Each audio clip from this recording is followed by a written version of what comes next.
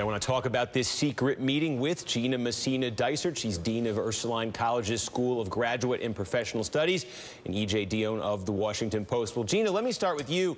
I'm just curious about, we know about this story now apparently through lawyers for Kim Davis. They put this out. It was kept hush-hush last week. Do we know anything more about the circumstances of how this meeting came about, how she landed on Pope Francis's radar, how this was scheduled, what kind of briefing he had, what kind of information he had? Do we have any knowledge about that? Hi, Steve. Thank you so much for having me. That's a great question. I don't think there's a great deal of knowledge about how this came about, but certainly this has been a major issue going on in the United States, and the U.S. bishops did arrange the visit for Pope Francis and created his schedule. And given that marriage equality is such, an incredible issue happening right now in the U.S., and that the Catholic Church continues to take a particular stance, it does make sense that they created this meeting for Pope Francis. But I think it's also very, very telling that at this point, the Pope hasn't confirmed or denied the meeting itself. I think it goes to show that he realizes that this was a very controversial thing, and that this is, something that is going to have a great impact on the American people's understanding of the Pope. Well, E.J., you know the Vatican well. You used to cover it. I'm curious what your take on this is. I mean, this is Pope Francis. The context here is about a year ago, he gave an interview that caught a lot of people off guard, where he said on the subject of homosexuality, "Who am I to judge?" And it seemed to set a very different tone coming from this Pope than from past popes. So I think when people think of that comment and then meeting with Kim Davis, they have difficulty reconciling that maybe. What do you think of this? Well, what I am told is that the place to look for where this meeting was set up is to the Vatican Nuncio, Archbishop Carlo Maria Vigano, that he is a very strong cultural conservative. The meeting did take place at the nunciature. The nuncio is sort of the Vatican representative, an ambassador with some authority over the American Church, although limited authority. I am also told by a very reliable source that the American bishops were not in on this meeting, that they were satisfied that the Pope had sent a strong enough signal on the issue of religious freedom with that meeting he had that was made public right away with the Little Sisters of the Poor. So I think there's more here that we need to know about, because the Pope was very careful here not to sound culture war themes. He was, as best I can tell, looking through those speeches, he never actually used the word same-sex marriage. And he was clear on religious liberty. I'm not saying anything otherwise.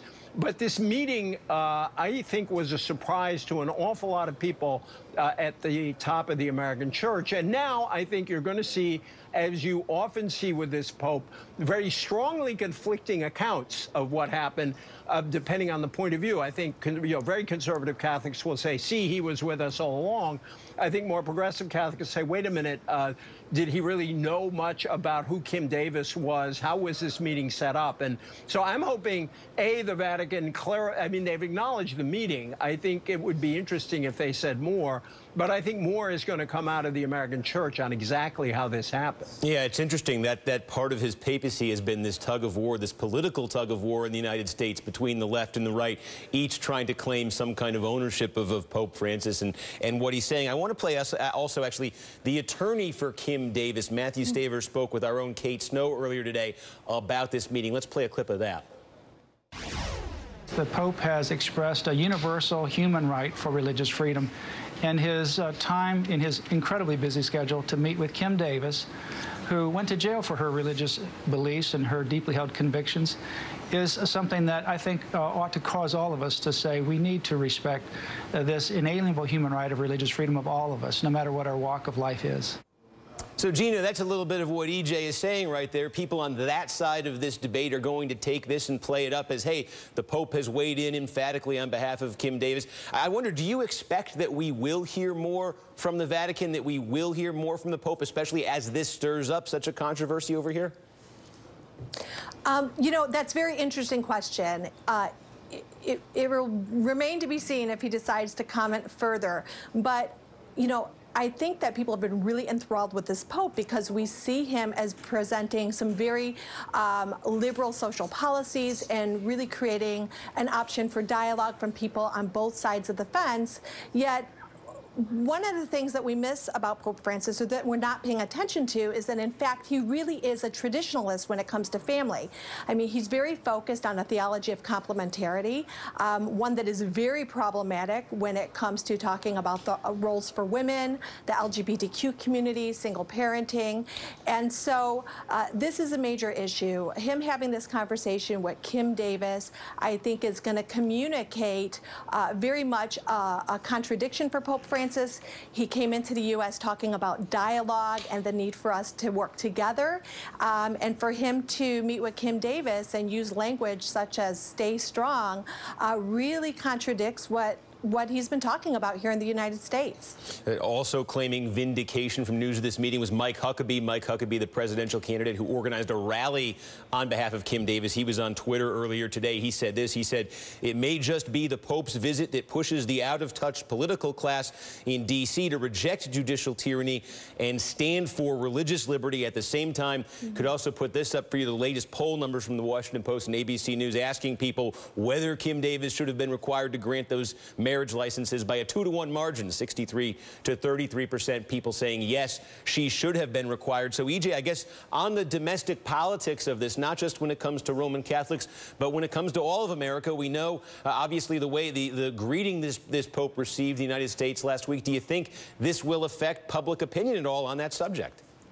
Well, you know, one of the things that was striking about the Pope's visit, and I saw this in email from friends, they know I'm Catholic, they know I'm a fan of Pope Francis, is I heard from a lot of non-believers who were very taken by his open spirit and his openness to non-believers. And so I think for some of them, this is going to come as a shock. And I think that's why I think more reporting and more clarity on this is going to be useful. How much did he know about Kim Davis when he met her? The other thing is, what do we mean by conscientious objection?